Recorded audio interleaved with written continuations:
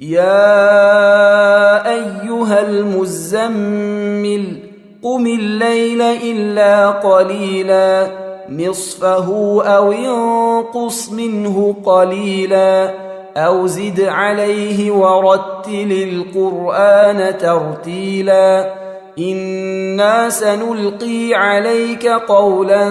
ثقيلا إن ناشئة الليل هي أشد وطئا وأقوم قيلا إن لك في النهار سبحا طويلا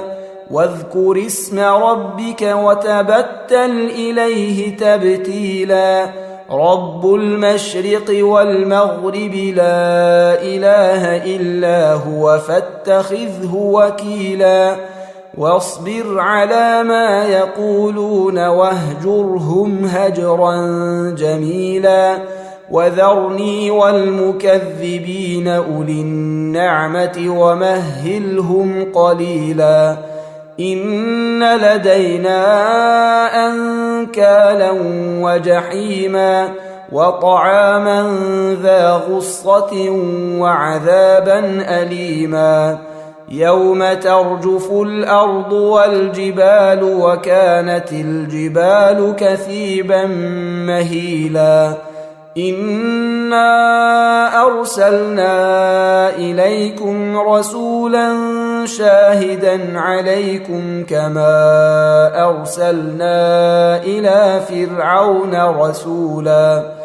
فعصى فرعون الرسول فأخذناه أخذا وبيلا